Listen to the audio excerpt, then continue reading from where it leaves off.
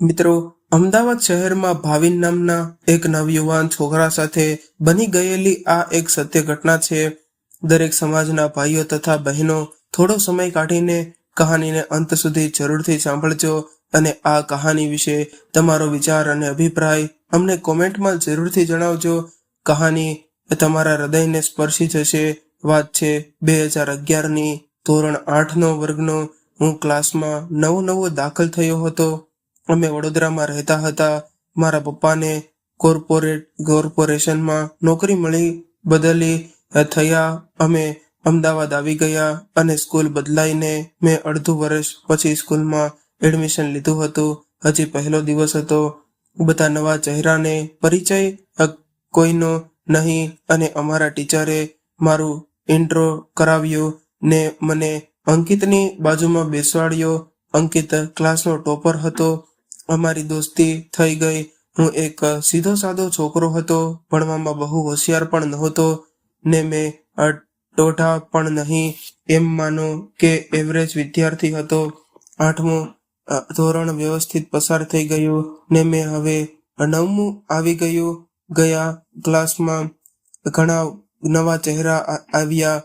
એમાંથી એક છોકરી આવી, નાની અમથી લાગતી પણ દેખાવમાં ત્યારે એને જોવો તોય એમ થઈ આવે કે અપ્સરાને પાછી પાડશે એવો નમણો ચહેરો કે એનું એવું સ્મિત એવું મેં આજ સુધી ક્યારેય જોયું નહીં. હજી જવાનીના ઉંમરમાં પગ મૂકું પણ નતા પણ અને 14-15 વર્ષની ઉંમર જેને અંગ્રેજીમાં ટીન એજ કહીએ એમાં સમજણે અપ્સરાનું નામ હતું ભાવિકા. રાત્રિ જેવી શાંત ને રાત્રિ જેવી એની આંખો જાણે કેટલું કહેતી હોય અને મને એ ગમવા લાગી ને મેં એને પ્રેમપત્ર લખી. એક શુભ અવસર જોઈ વિશેષમાં એના કંપાસમાં મૂકી દીધો. પ્રેમપત્ર કંઈક આ પ્રમાણે હતો: હાય, મારે તને બસ એટલું કહેવું છે કે હું તને બહુ ગમે છે. હું તને પ્રેમ કરું છું. જો તને પણ મારા પ્રત્યે પ્રેમ હોય તો કાલે સ્કૂલ છૂટ્યા પછી આગળના 4 રસ્તે મળજે ને જવાબ આપજે. હું તારી રાહ જોઈશ. ભાવિન. આખી રાત ઊંઘ ન આવી. મને કે આવશે કે નહીં આવે આ થોડો ડર પણ હતો. ક્યાંક ટીચરને કહી દીધું તો ક્યાંક એના મા બાપને કહી દીધું તો વગેરે. બીજા દિવસે એ સ્કૂલે આવી. હું મારી બેન્ચ પર બેઠો હતો ને એની જ રાહ જોતો હતો. એણે આવીને મારી સામે જોયું ને સ્મિત કર્યો ને શરમાતા નીચે જોઈ ગઈ. હું સમજી ગયો કે માની ગઈ. સ્કૂલ છૂટીને પછી અમે 4 રસ્તે મળ્યા. એ પણ અધીરી થઈ આવી ગઈ હોય એમ બોલી કે શું કહેતો હતો કહી તો દીધું. હવે શું કહું? સામે કહે તો માનું ને મને શું ખબર તે જ કીધું છે કે કોઈ બીજાએ લખીને મૂકી દીધો હોય લેટર.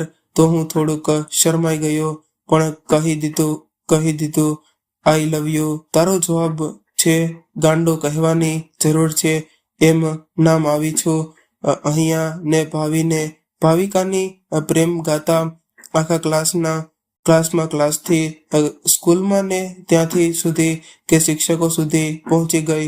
અમુક ટીચર પણ એમ જ માનવા લાગ્યા કે આ બે જ લગ્ન કરવાના. પણ કિસ્મતમાં શું હોય શું ખબર.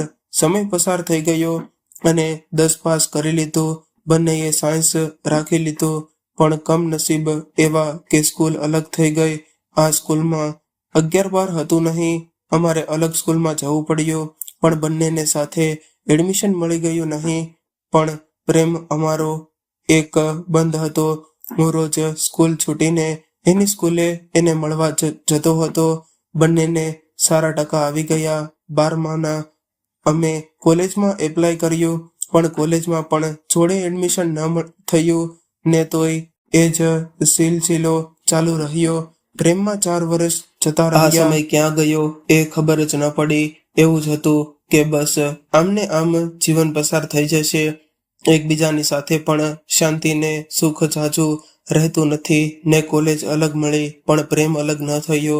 પ્રેમના સથવારે જીવન વીતી જશે એવી આશા હતી. ઘણીવાર એવું બનતું હોય છે કે આપણો સાચો પ્રેમ આપણને ક્યારેય મળતો નથી. તેવી જ રીતે આ કહાનીમાં પણ કંઈક આવી જ ઘટના બને છે ને જાણવા માટે કહાનીને અંત સુધી જરૂરથી સાંભળજો.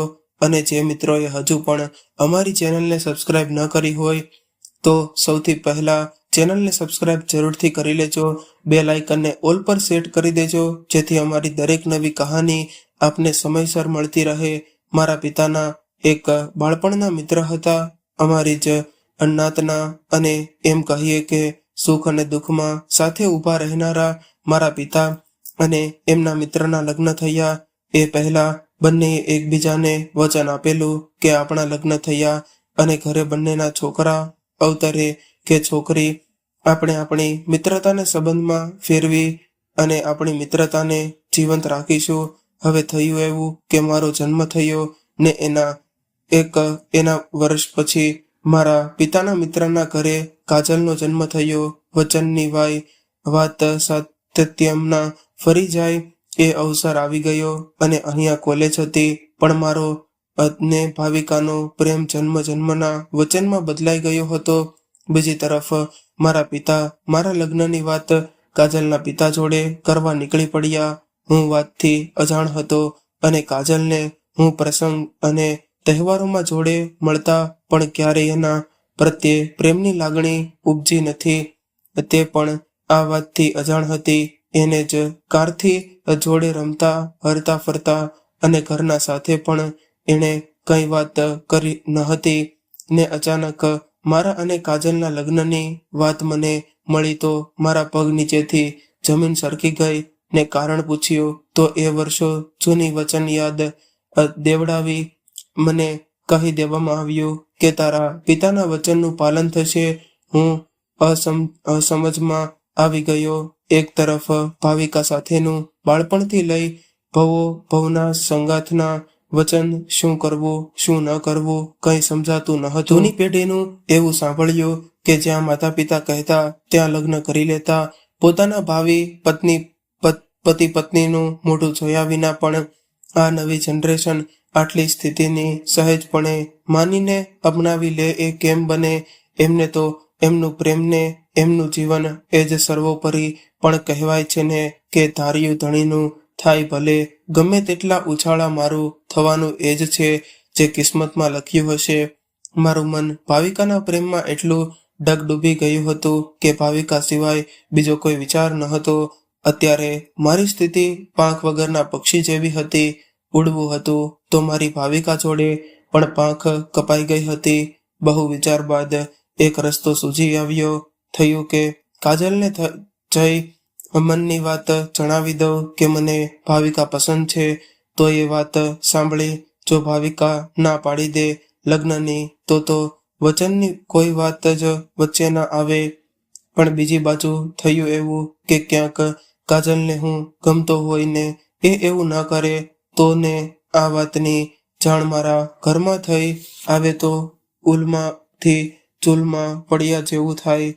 બહુ બધી મનની ગળથમલ બાદ પાકો નિર્ણય સાથે એલગાર કર્યો. ભલે વાત કરી જ દઉં, ક્યાંક એ માની જાય તો ભાવિકા જોડે જિંદગી સુખી વિતાવી દઉં.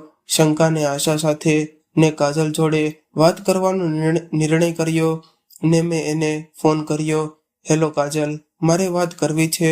જો તું ફ્રી હોય તો આપણે મળીએ. સામેથી કાજલનો એ જ અધીરાઈ સાથે જવાબ મળ્યો કે મારે પણ મળીને તારી જોડે વાત કરવી છે. ભાવિન, હું તને ફોન કરવાની જ હતી તો ક્યારે મળવું છે? હું કંઈ સમજી ન શક્યો. કાજલે પણ મળવાની વાત કેમ કરી? આજે સાંજે તારા ઘરે મળીએ, આપણે વાત કરીશું. હું વિચાર કરતો કાજલના ઘરે પહોંચ્યો. એના પિતા ઘરે હતા નહીં. કાજલના મમ્મીએ મને આવકાર્યો. કદાચ ભવિષ્યના જમાઈ સમજીને હું બેઠો ને પાણી પીધું ને પૂછ્યું કે કાજલ ક્યાં છે? એ તો ઉપર તારી રાહ જોવે છે. તું ઉપર કાજલ જોડે બેસ, હું ચા લઈ આવું છું. ને એમણે ચા બનાવવા જતા રહ્યા. હું કાજલના રૂમમાં દાખલ થયો. કાજલ ભણી રહી હતી. આવને ભાવિન. કાજલે મને આવકાર્યો. હું બેડની સામે પડેલી ખુરશી પર બેઠો. બોલ કાજલ, શું કહેવું હતું તારે? પણ કઈ વાત કરવી હતી? ને કાજલે પ્રત્યુત્તર આપ્યો કે પહેલા તું કહે. મેં કહ્યું કે હું કેમ કરીને કહું, મને સમજાતું નથી. પણ વાત એવી છે કે આપણા લગ્નની વાત ચાલી રહી છે. મને તારામાં કંઈ વાંધો નથી. ભાવિન, તું સાચો છોકરો છો. પણ શું? મેં પૂછ્યું. મને અમન ગમે છે. તે મારી કોલેજમાં જ છે અને અમે 3 વર્ષથી જોડે છીએ. ખબર નથી કે અમારી મિત્રતા પ્રેમમાં પરિણમશે. જો મને અમારા પ્રત્યે લાગણી ન હોય તો તું ના કહી દે. હું તો ખુશાલ થઈ ગયો. હરખાતા કહ્યું, પણ તને આ વાત કરવા જ આવ્યો હતો. મને પણ ભાવિકા ગમે છે. હું તને ના કહી દેવાનું કહેવા આવ્યો હતો. બંનેને પોતાના મનગમતા સાથી જોડે પરણવાનો એક મોકો મળી ગયો. વિચાર્યું પણ ન હતું એવું થઈ ગયું. કાજલને ભાવિને બંને હરખાતા મમ્મીએ બનાવેલી ચા પી રહ્યા. બંનેએ વિચાર્યું કે આપણે ના કહેવી કઈ રીતે. ભાવિન અને કાજલ એકબીજાને પોતાના મનની વાત કરે છે. હું ખુશ થઈ હતો કે મારે જે જોતું હતું તે જ કાજલને પણ, અને બંનેનો પ્રશ્ન સરખો હતો કે આપણે ના કહીશું કઈ રીતે. પણ એટલું તો નક્કી થઈ ગયું હતું કે તેને પણ મારી જોડે લગ્ન કરવાની કોઈ ઈચ્છા નથી. મારી લગ્નની વાત મેં ભાવિકાને કરી ન હતી. હું તો આ ચિંતામાં હતો કે કાજલને ના એવી રીતે કહું અને ભાવિકાને જો આ વાત કરું તો તે ચિંતામાં આવી જાય. પણ મને એવું લાગ્યું કે હવે કંઈ ટેન્શન નથી. તેથી આ વાતને ભાવિકાને કરવાનું વિચાર્યું. મેં ભાવિકાને ફોન કર્યો. આમ તો અમારી વાત રોજ સાંજે થતી જ હતી.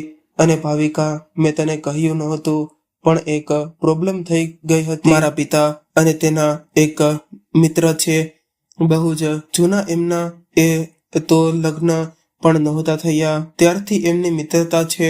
એમણે અમારો જન્મ પણ નહોતો થયો ત્યારથી મારા ને કાજલના લગ્ન નક્કી કરી રાખ્યા હતા. જન્મ નહોતો થયો અને તારા અને કાજલના લગ્ન શું બોલે છે ભાવિન?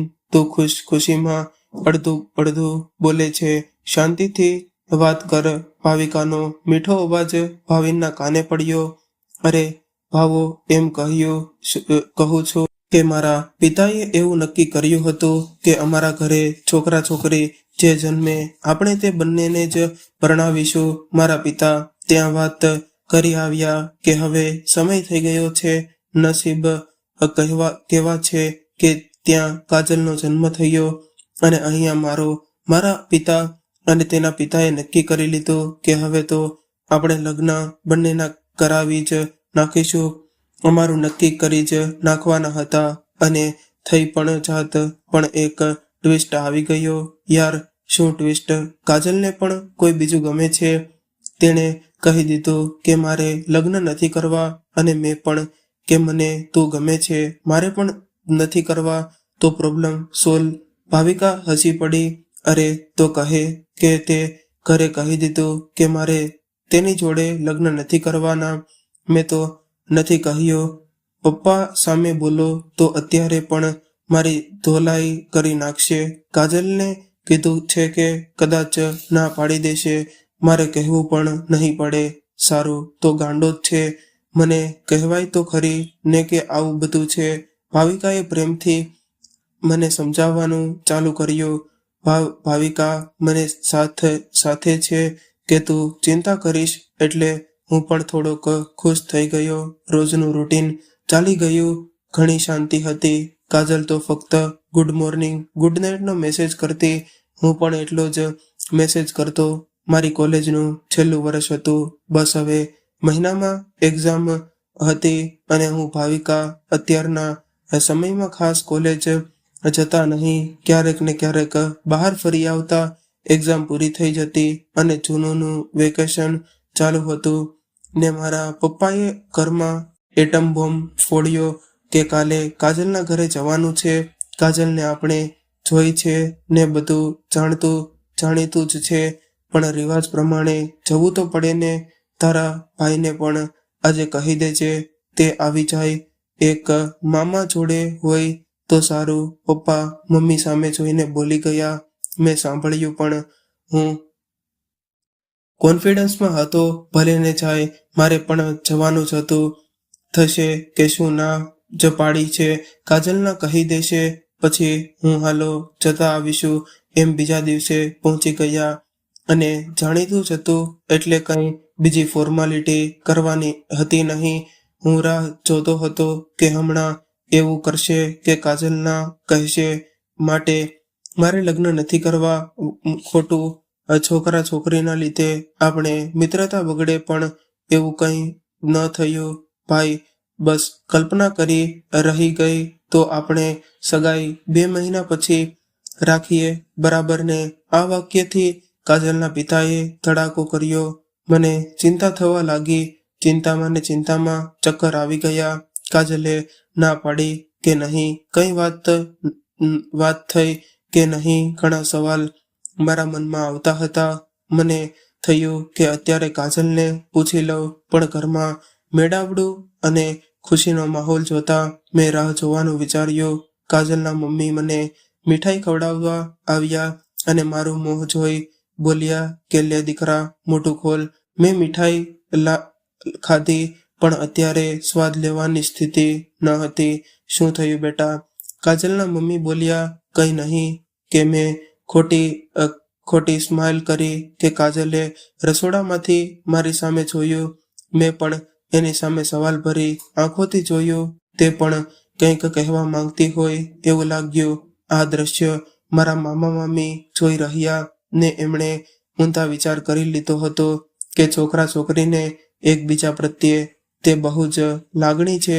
હમણાં સુધી હું ખુશ થઈ ગયો હતો ને અચાનક આ વેળા આવી પહોંચે.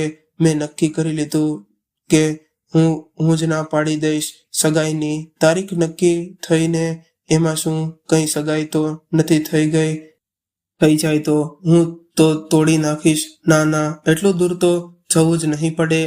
હું મનોમન નક્કી કરી ત્યારબાદ બહાર નીકળ્યો. કાજલ ઉપર પણ મને બહુ ગુસ્સો આવતો હતો. તેણે કીધું કેમ નહીં, અને હું પણ તેના પર ગુસ્સો નીકાળવા બસ ઘરે જવાની રાહ જોતો હતો. અમે ઘરે પહોંચ્યા. ઘરના બધા ખુશ હતા. મારા મામીએ હવેથી મારી મમ્મીને કીધું કે બે કેવું એકબીજા સામે જોતા હતા. તમને ખબર છે, બહુ સારું થયું. આપણા નાતની અને પાછી જાણીતીને મળાવડી. આપણો ભાવિન ફાવી ગયો. હું કેવું સામે જોતા હતા.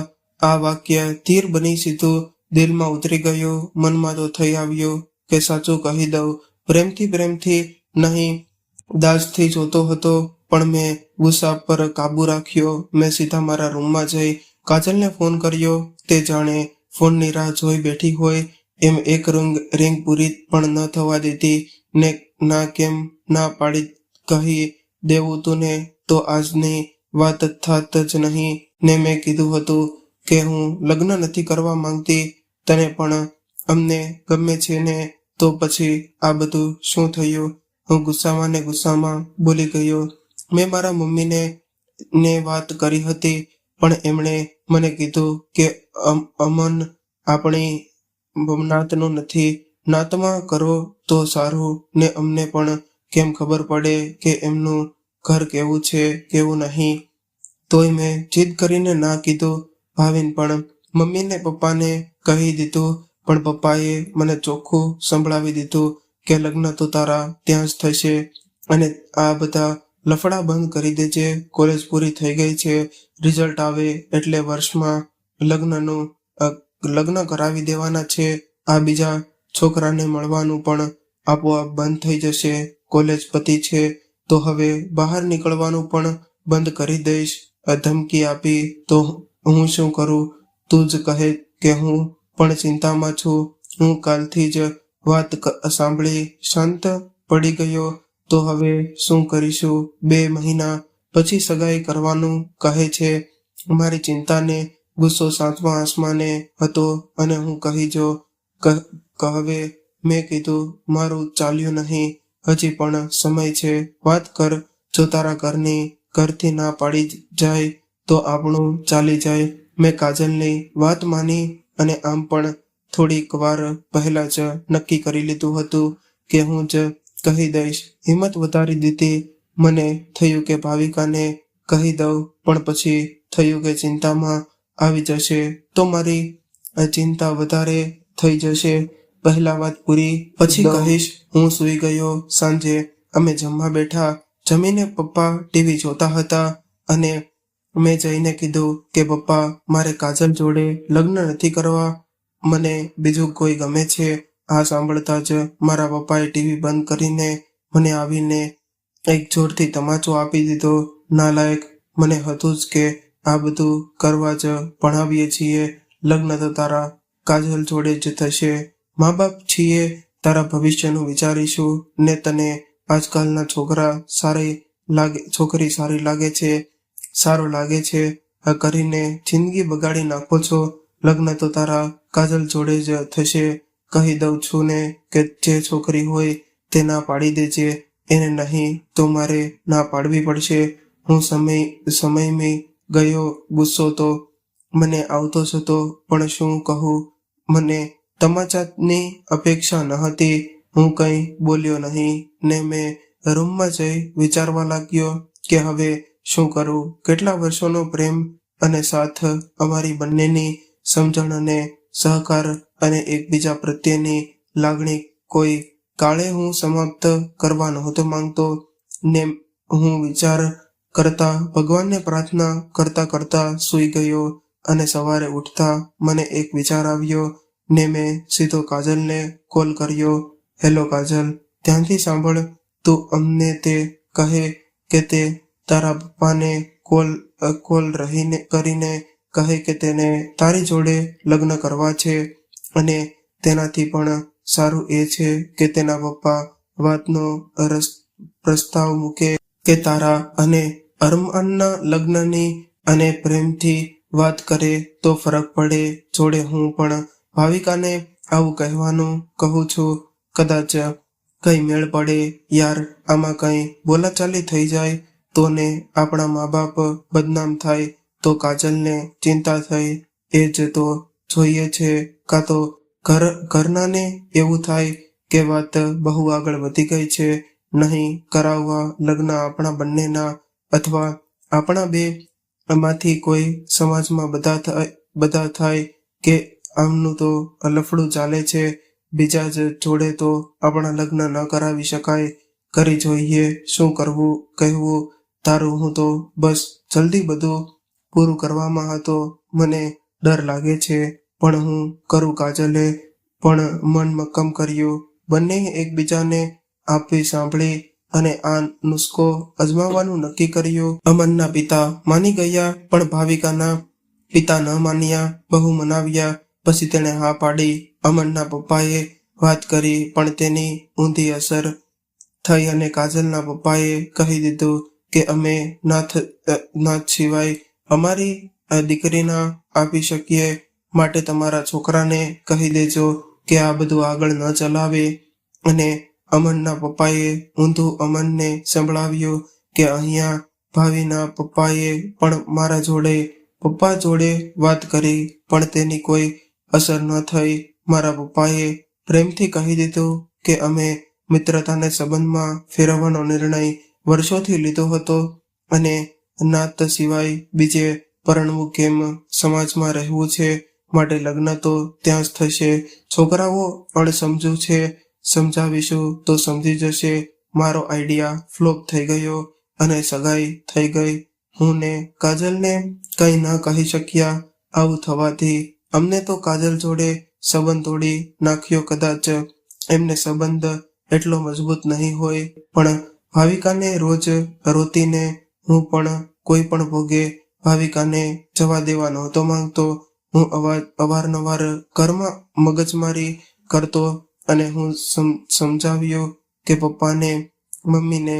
એક વખતે માને પણ જતાને જીવ પણ બાળતા અને સમજાવતા કે તે પપ્પાને કહેશે, મનાવશે, પણ તેની કોઈ અસર મારા પપ્પા પર ન થઈ. અંતે 8 મહિના પછી અમારા લગ્ન કરાવી દીધા. હું ગરબાની રાત્રે વિચારી લીધું કે મરી જઈશ. ત્યારે ભાવિકાએ પણ નક્કી કર્યું કે તે પણ મરી જશે. પણ મારા મિત્રો અને મને સમજાવતા અને આખી રાત મારી જોડે રહ્યા. અને બીજી બાજુ ભાવિકા પણ નદીમાં પડવા જતી તો ત્યાં પણ તેની બહેનપણી તેને શોધીને ઘરે લઈ ગઈ. જો થોડુંક મોડું થઈ જાત તો ભાવિકા નદીમાં જંપ લગાવી દેત ને હું પણ મરી જાત. આટલી મગજમારી થઈ તો પણ મારા અને કાજલના લગ્ન થઈ ગયા. અને કાજલ ક્યારેય ગમતી નહોતી. હું તેની જોડે એક રૂમમાં રહેતો પણ નહીં. રાત્રે તે અંદર સૂતી તો હું બહાર ફળિયામાં સૂતો. હું તેની જોડે વાત પણ ન કરતો. ક્યારેક મને એના પર દયા આવતી કે આમાં એનો તો કંઈ વાંક નથી, વાંક તો અમનનો છે. જો તેને હાર ન માની હોત તો બીજી તરફ મને એવું પણ થયું કે અમને કોશિશ તો કરી જ હતી ને મેં તેના પિતા પાસે લાચાર હતો, પણ તોય મારી આત્મા તો બસ ભાવિકાને જ હતી. અને ભાવિકા સિવાય મને કંઈ સૂઝતું પણ નહોતું. મારો પરિવાર સુખી હતો. આર્થિકથી લઈ બીજી કોઈ પણ તકલીફ હતી નહીં. પણ આ તકલીફ બધી સુખ શાંતિને જીવતા જીવ લઈ જતી હતી. હું રોજ ભાવિકા જોડે વાત કરતો ને રોતો. સમય વીતતો ગયો. આજ ચિલચિલો ચાલુ રહ્યો. મેં કાજલને હજુ સુધી હાથ નહોતો લગાડ્યો, ના તેણે ક્યારેય કોશિશ કરી હતી મારી પાસે આવવાની. મારા માતા પિતાને હતું કે આજ નહીં તો કાલે બંને એકબીજા પ્રત્યે લાગણી થશે જ, પણ તેવું થયું નહીં. મેં વકીલને પૂછી રાખ્યું હતું કે છૂટાછેડા માટે કેટલો સમય જોડે રહેવું પડે. મેં નક્કી કરી લીધું કે હું કાજલને છૂટાછેડા આપી દઈશ અને પછી ભાવિકા જોડે લગ્ન કરીને ઘર છોડીને જતો રહીશ. ભાવિકા પણ મારી જોડે આવવા તૈયાર હતી. 1 વર્ષ જોડે રહ્યા પછી કાજલને મેં જણાવી દીધું કે મારે છૂટા થવું છે અને તું મારી જોડે તારી જિંદગી બગાડતી નહીં ને રાજી ખુશીથી જતી રહે. કાજલના માતા પિતાને આ જાણ નહોતી કે મારે કાજલ જોડે કોઈ શારીરિક માનસિક સંબંધ નથી. કદાચ બંને પરિવારના સંબંધ બગડવાની બીકમાં કાજલે એવું દર્શાવ્યું નહીં, પણ વાત સામે આવી જ ગઈ. અને કાજલના પિતાએ મારી જોડે બહુ ઝઘડો કર્યો અને માતા પિતાને પણ સંભળાવી દીધું કે તમારો છોકરો આવું કરશે. એ તમને ખબર હતી તો કેમ તમે અમારી છોકરીને જિંદગી બગાડી? મારા લીધે બંને પરિવારના સંબંધો તૂટ્યા. અને એમ કહું તો મારા લીધે નહીં, એમની નાત જાત અને જૂની માનસિકતાના લીધે. અમે તો પ્રયાસ કર્યો હતો કે વર્ષ પછી અમારો કેસ કોર્ટમાં ગયો અને જજે છેલ્લા 3 મહિના જોડે રહેવાની મુદત આપી. જો 3 મહિના જોડે ન ફાવે તો છૂટા પડાવવાનો ચુકાદો આપ્યો. 3 મહિના મેં આમ જ નીકાળી દીધા અને ઘરમાં હું રહેતો જ નહીં. પિતાની દુકાન પર જતો રહેતો અને રાત્રે આવતો તો જમીન ફેળિયામાં સૂઈ જતો. અને કાજલ ઘરનું કામ કર્યા રાખતી. અંદર ક્યારેય રોઈ લેતી કે મારો શું વાંક, પણ તોય મને કંઈ કહેતી નહીં. કદાચ આ પણ એની મારા પ્રત્યે નિસ્વાર્થ લાગણી હતી. 3 મહિના વીતી ગયા અને અમારા છૂટાછેડા થઈ ગયા. આખા સમાજમાં અમારી વાતો થઈ ગઈ. બધે લોકો વાતો કરતા ને અમારા પરિવારની હસી ઉડાવતા. અત્યારના જમાનામાં પણ યુવાનીના જીવન ઉગાડવા અને બગાડવામાં આ પરિવાર અને સમાજનો બહુ મોટો ફાળો હોય છે. કાજલનું 2 મહિનામાં બીજે નક્કી થઈ ગયું. અમારી નાતનો જ છોકરો મળી ગયો. આમ પણ નાતે જ બધું બગાડ્યું હતું તો સુધારવાની પણ એ જ હતી. આ છોકરાએ પરિસ્થિતિ સમજીને કાજલને અપનાવી લીધી અને આમાં મેં પણ થોડું યોગદાન આપ્યું કે તે છોકરાનો સંપર્ક કરી જણાવી દીધું કે મેં ક્યારેય કાજલને અડી પણ નથી ને તે પવિત્ર જ છે. માટે મનમાં કોઈ સંકોચ ન રાખે અને તેને સાચા મનથી અપનાવે અને તેને સુખી રાખે. આવું કરી મને તેના જીવનના અમૂલ્ય જુવાનીના 2 વર્ષ જે મેં બગાડ્યા અને તેણે જે ફરજ બજાવી તેનો બદલો વળાવવાની ખુશી હતી. અને કાજલ પણ સંસારમાં પડી ગઈ. થોડો સમય વીત્યો અને હું ભાવિકાને કહેતો હતો કે બધું પૂરું થઈ ગયું છે, આપણે ભાગીને લગ્ન કરી લઈએ. હું મારા ઘરેથી દૂર જતો રહીશ. બે ભણેલા છીએ, યુવાન છીએ, આપણે આપણી દુનિયા વસાવીશું. ભાવિકા મને કહેતી કે બસ આ મહિનામાં ભાગીએ. હું કહેતો કે ચાલ હવે ક્યારે જવું છે તો તે આગલા મહિનાનું કહેતી. તેના વર્તનમાં કાજલના લગ્ન થઈ ગયાનું ખબર પડ્યા પછી ફરક પડી ગયો હતો તેવું મને દેખાઈ રહ્યું હતું.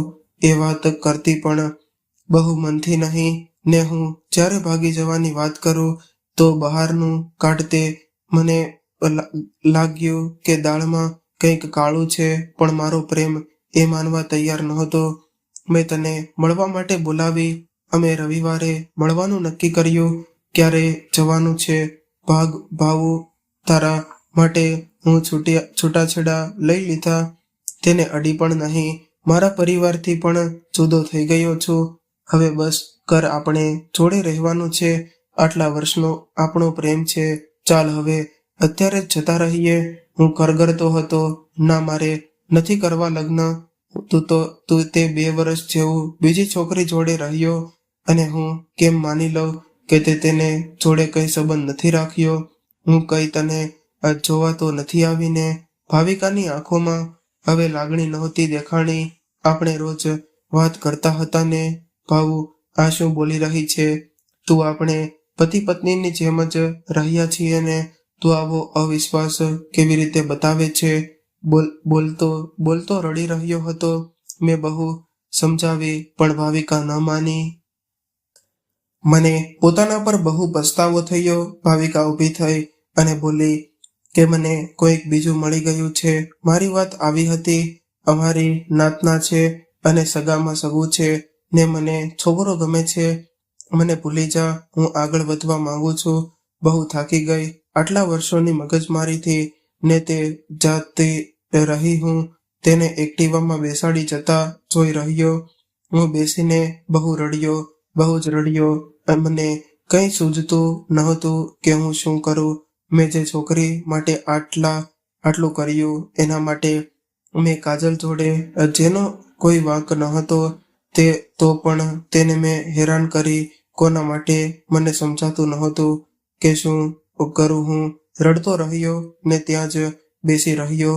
મારો મિત્ર મને શોધતો આવ્યો અને તેની જોડે લઈ ગયો અને આજે હું પોતાને બહુ જ એકલો માની રહ્યો હતો અને મને થઈ આવ્યું કે હું મરી જાઉં. પણ મારા મિત્રએ મને એવું ન કરવાની સલાહ આપી. મેં હજી પણ મારા આશા છોડી નહીં. મેં વિચાર્યું, મેં ભાવિકાની બહેનપણી પાસેથી ભાવિકાને છોકરો જોવા આવ્યો હતો તેની બધી જ ઇન્ફોર્મેશન લઈ લીધી અને મેં તેનું સરનામું પણ લઈ લીધું. હું તેને મળવા પહોંચી ગયો. તેનું નામ આકાશ હતું. તેનું નટ બોલ્ટ બનાવવાનું કારખાનું હતું. હું તેને મળ્યો અને તેને બધી જ વાત જણાવી દીધી. મેં તેને પણ જણાવ્યું કે મારો ને ભાવિકાનો સ્કૂલ ટાઈમથી સંબંધ છે અને અમે ઘણી વખત તમામ મર્યાદા ઓળંગી છે કેમ કે અમે જોડે રહેવાના હતા. મેં તેના માટે થઈને છૂટાછેડા પણ લઈ લીધા છે અને તેને પણ મારા પ્રત્યે એટલો જ પ્રેમ છે. તેણે કેમ આવું કર્યું મને નથી સમજાતું, પણ તું તો સમજદાર વ્યક્તિ દેખાઈ રહ્યો છે. તું તો સમજી શકે છે. મારું આટલું બધું કહેવા છતાં પણ આકાશ ન માન્યો. તેને કોઈ પણ ફરક નહોતો પડતો તે વાતથી કે અમારો શું સંબંધ હતો અને કેટલા સમયથી હતો. અમારો માનસિક કે શારીરિક સંબંધ પણ હતો. આકાશને સમજવું પથ્થર પર પાણી સમાન હતું. હું નિરાશ થઈ પાછો ફર્યો. મારી સ્થિતિ એ હતી કે હું ઘરે કંઈ કહી શકતો નહોતો. કાજલ જોડે હવે વાત કરીએ કંઈ અર્થ હતો નહીં અને ભાવિકાને હું ફોન કરી કંઈ સમજાવતો તો તે ફોન ઉપાડતી પણ અને વાત કરતી પણ મને કહેતી કે જે થયું તે ભૂલી જા, હવે રસ્તો અલગ કરી લે. હું તેને વચન યાદ કરાવતો, અમારો પ્રેમથી વિતાવેલો સમય યાદ અપાવતો ને સાંભળતી યાદ પણ કરતી તો પણ બસ એ જ કહેતી કે હવે નહીં થાય, બહુ ભૂલી જા, બધું તૂટી ગયું, હવે સાવ ભાંગી પડ્યો. જોતજોતામાં મારી 28 વર્ષની ઉંમર થઈ ગઈ હતી. શું વિચારવું હતું કે શું થઈ ગયું હતું. મેં છેલ્લો ઉપાય કર્યો કે જીવન ટૂંકાવી દઉં, પણ મારા મિત્રએ મને એ પગલું ભરવા ન દીધું. મને સમજાવ્યો કે બધાએ પોતાનું જોયું અને પોતાની જિંદગી સુધારી લીધી, કોઈએ ભરવાની વાત નથી કરી. હું પણ કહેતો કે મારા લગ્ન વખતે ભાવિકા ફરવા માટે તૈયાર હતી, કેટલો પ્રેમ હતો, પણ એક ઝાટકે તેણે આજના વર્ષનો પ્રેમ તો છોડી દીધો, ભૂલી ગઈ બધું. હું હવે સાવ શાંત થઈ ગયો હતો, ઘરમાં કંઈ બોલતો નહીં, અને મારા મમ્મી મને જોઈને જીવ બાળતા, મારું ધ્યાન રાખતા અને મને પૂછતા કે મેં તેમને જણાવ્યું કે ભાવિકાએ સાવ આવું કર્યું. તે બહુ દુઃખી રહેતા. મારા પપ્પા મારાથી મારી જોડે વાત કરતા નહીં. તે એવું માનતા કે મારા લીધે તેમની સમાજમાં આબરૂ ના રહી, અને મારી મમ્મીએ મારા પપ્પાએ સમજાવ્યા કે આમાં ભાવિનનો કોઈ વાંક નથી, અને જો ભાવિનનો વાંક છે તો ક્યાંય આપણો પણ છે, ક્યાંક આપણી રોટી ચૂસતાનો પણ વાંક છે. થોડા સમય પછી મારા પપ્પા પીગળી ગયા અને મારા માટે એક છોકરીની વાત આવી. અમે બધી પરિસ્થિતિ સમજાવી દીધી. આમ પણ સમાજમાં બધાને જાણ હતી જ તે કે છોકરીવાળા અમારા જેટલા પૈસા ટકે સુખી સંપન્ન હતા નહીં, પણ છોકરી ડાહી હતી. તેણે મારી સ્થિતિ સમજી અને અપનાવી લીધો.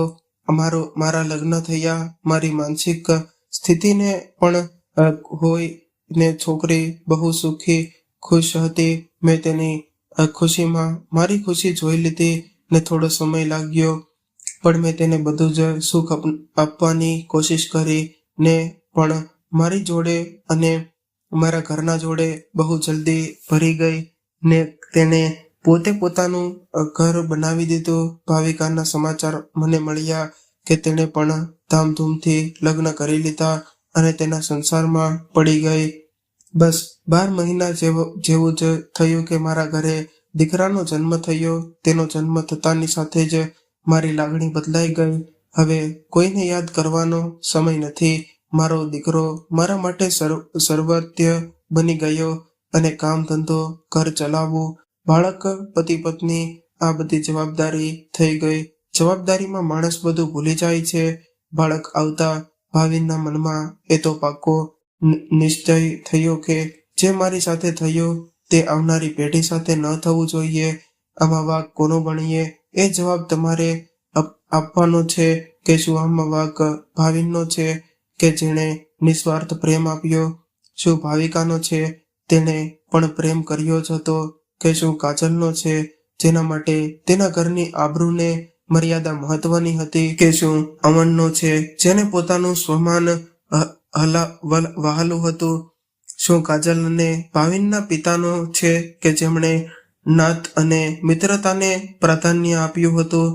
શું વાંક આપણા દેશની આ ભેદભાવવાળી માનસિકતાનો છે, જે આઝાદી પહેલાથી સદીઓથી આપણા મગજમાં ઘર કરી ગઈ છે ને આઝાદીના આટલા વર્ષ પછી પણ નીકળતી નથી? શું વાંક સંકુચિત માનસિકતા ધરાવતા લોકોનો છે, જે માણસને નહીં, દીકરા દીકરીને નહીં, લાગણીને નહીં, પ્રેમ એમને નહીં, પણ ધર્મ, નાત, જાતને મહત્વ આપે છે? શું ભેદભાવ, નાત, જાત, ધર્મ આ બધું માનવતાથી વધુ શું પ્રેમના કોઈ મહત્વ નથી? શું આટલી નૂર કોઈ મહત્વ નથી? શું સમાજ એટલો મહત્વનો છે કે તે માણસને મરવા પર મજબૂર કરી દે છે? ઘણા સવાલ છે જે માણસને હેરાન કરી નાખે છે. શું આપણા દેશમાં આવનારી પેઢીને આ બધાથી આગળ આવવું જોઈએ કે પછી રૂઢિચુસ્ત માનસિકતામાં જ રહેવું જોઈએ? આવા ઘણા ભાવિકા, કાજલ, અમનના જીવન બગડ્યા છે ને હજી બગડતા રહેશે. શું સમાજની આ સ્થિતિ સુધરી શકશે? શું આપણા દેશને ફક્ત ભારત અને ભારતના નાગરિકને ફક્ત ભારતીય ના માની શકાય? શું માણસને ફક્ત માણસ ના માની શકાય? મિત્રો, તમારો વિચાર અને અભિપ્રાય અમને કોમેન્ટમાં જરૂરથી જણાવજો. અને કહાની પસંદ આવી હોય તો વિડીયોને લાઈક, શેર જરૂરથી કરી દેજો. અને આપ ક્યાં ગામથી, શહેરથી અમારી કહાની સાંભળી રહ્યા છો અમને જરૂરથી જણાવજો. જે મિત્રોએ હજુ પણ અમારી ચેનલને સબસ્ક્રાઇબ ન કરી હોય તો મિત્રો સૌથી પહેલા ચેનલને સબસ્ક્રાઇબ કરી બેલ આઇકનને ઓલ પર સેટ કરી દેજો, જેથી અમારી દરેક નવી કહાની આપને સમયસર મળતી રહે. ફરી મળીશું એક નવી હૃદયસ્પર્શી અને સત્ય ઘટના પર આધારિત કહાની સાથે. ખૂબ ખૂબ આભાર. જય શ્રી કૃષ્ણ.